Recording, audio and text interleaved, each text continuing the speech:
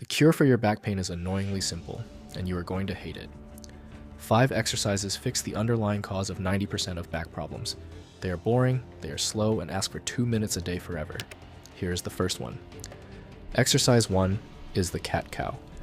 If you sit at a desk for 8 hours a day, the small muscles around your spine have been frozen in one position for years.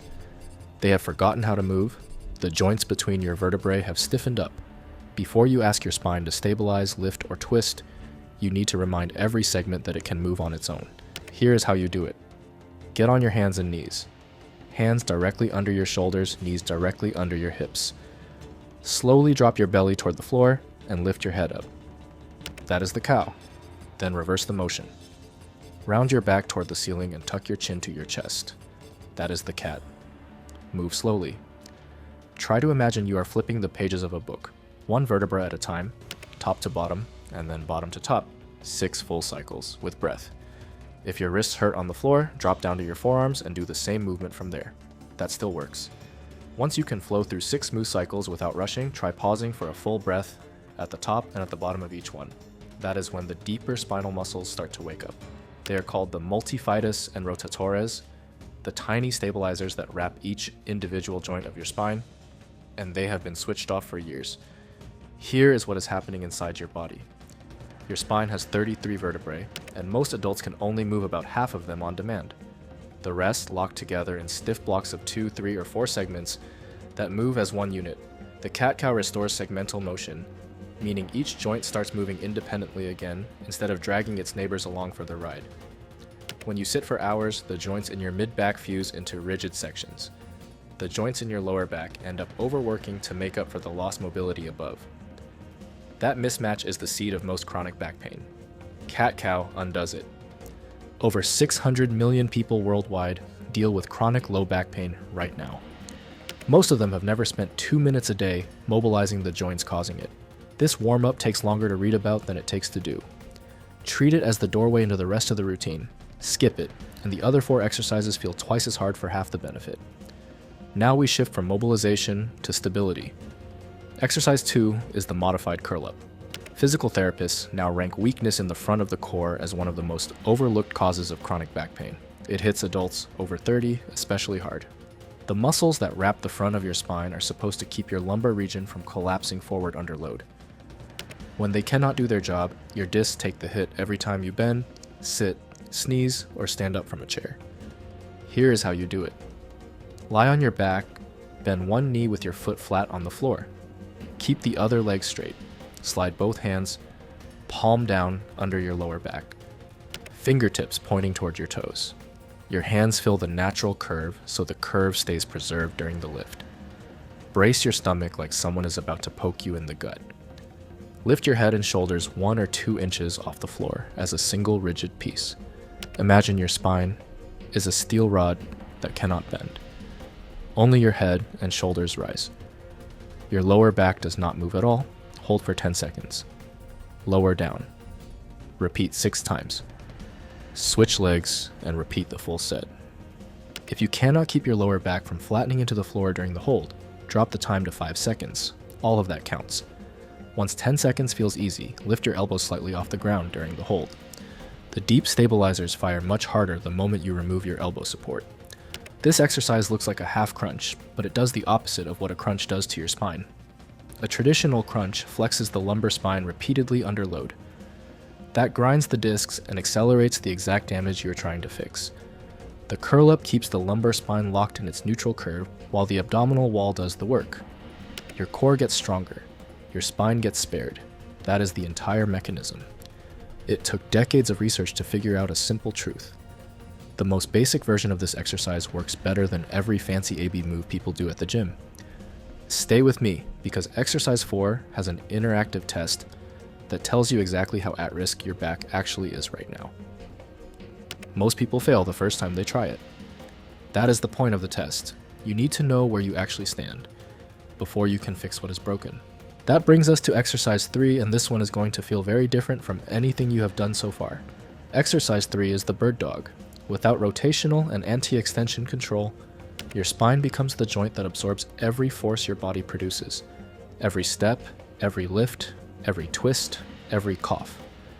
If your core cannot resist motion, your lumbar vertebrae will do it for you, and those joints were never designed to do that job. Here is how you do it. Get back on your hands and knees. Spine in neutral, ribs pulled gently down toward your hips. Gaze a few inches in front of your hands so your neck stays long. Slowly extend your right arm forward and your left leg back at the same time. Both should rise until they are parallel to the floor, no higher. Hold for 6 to 10 seconds. Imagine a full glass of water balance on your lower back. Do not spill a drop. Lower down with control.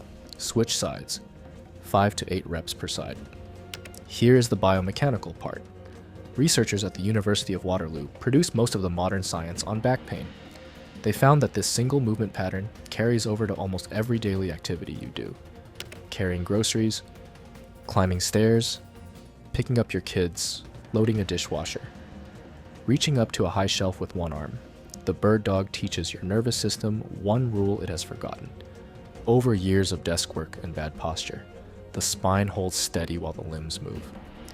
Once that rule is back in place, most chronic back pain has nowhere left to live.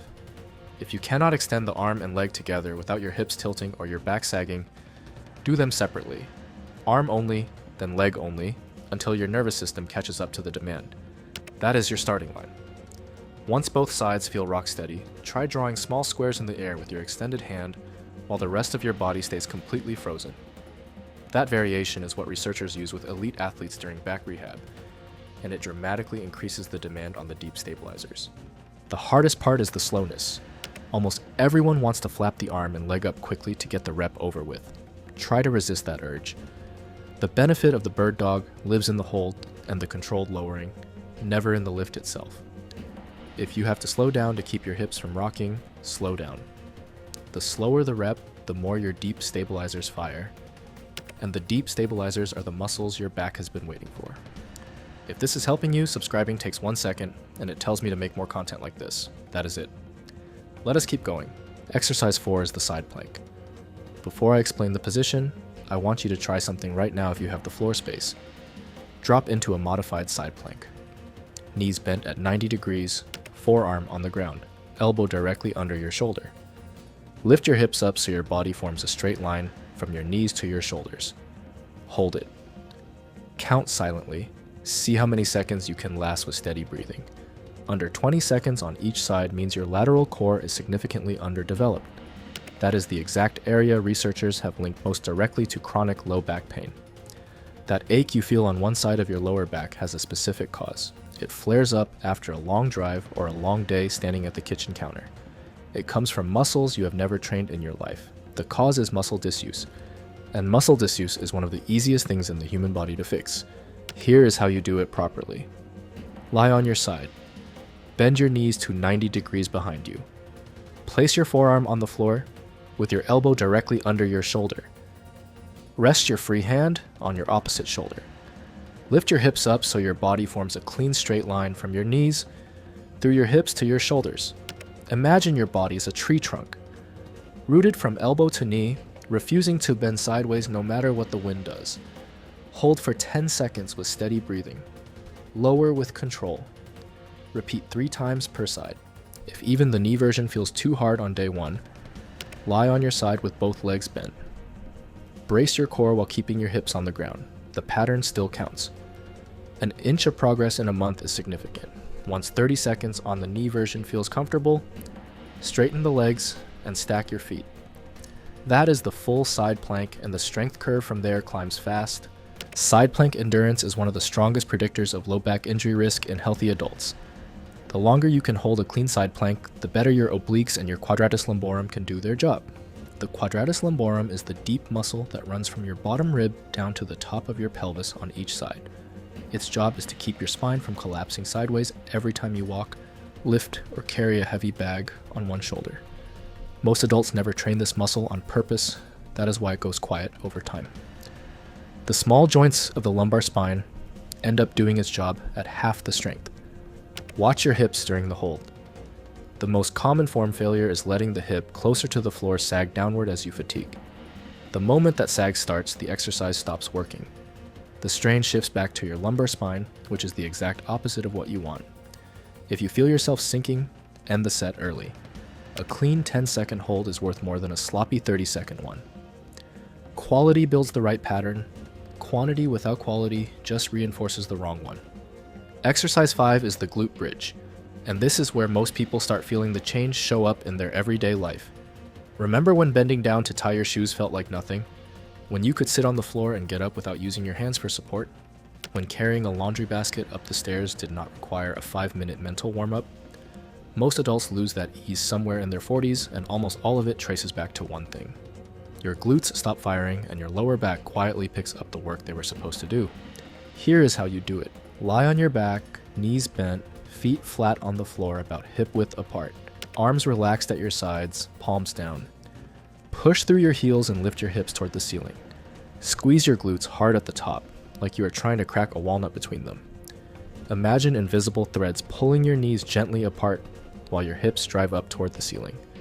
Hold for 2 seconds at the top. Lower slowly to the floor. Repeat 10 times. If your hamstrings cramp on the first few reps, that is normal. It means they are taking over because your glutes have been asleep for years.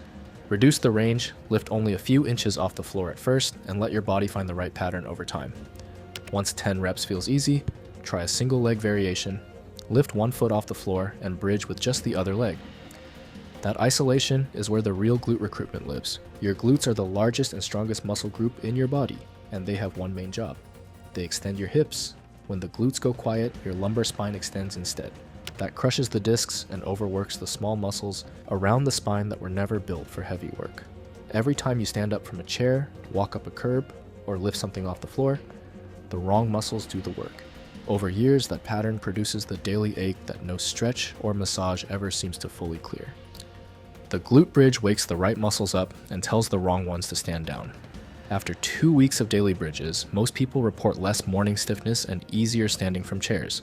After a month, they stop noticing their back at all during normal tasks, like loading the car, vacuuming, or carrying groceries up to the front door. The glutes finally remember what they are for, and the back finally gets to retire from a job it was never qualified to do. That brings us to the full routine. Call it the boring back 5. Cat-cow for 6 slow cycles. Modified curl-up, 6 reps of 10-second holds per side. Bird dog, 6 to 8 reps of 10-second holds per side. Side plank, 3 reps of 10 seconds per side. Glute bridge, 10 reps with a 2-second hold at the top. Total time, about 7 minutes from start to finish. Daily is ideal. 4 times a week is the minimum to see real change. The slower you move and the longer you hold, the deeper these exercises work. Speed is the enemy here. Rushing through them only burns the 7 minutes without building the strength you came for. After a week, you will start to notice your morning stiffness lasts a little less long. The first painful steps out of bed get shorter. After 2 weeks, you will catch yourself sitting and standing without bracing for the catch in your lower back. You will reach for the floor to grab something dropped, and your spine will not protest. By the end of the first month, your back stops dictating what you can and cannot do. It fades into the background of your day. Still there, just quiet. That is what a stable spine feels like for the first time in years. Most people forget that quiet was even an option. Here is why this matters more than any other routine you could pick. Most back pain solutions promise relief from the outside. Pillows, belts, cushions, adjustments, pills, stretches that feel good for 10 minutes and wear off by lunch. The boring back 5 works from the inside by rebuilding the support system your spine was always supposed to have. The muscles that were quiet wake up. The joints that were stuck start to move. The discs that were getting crushed every day get a chance to recover. The deep stabilizers learn how to stabilize again.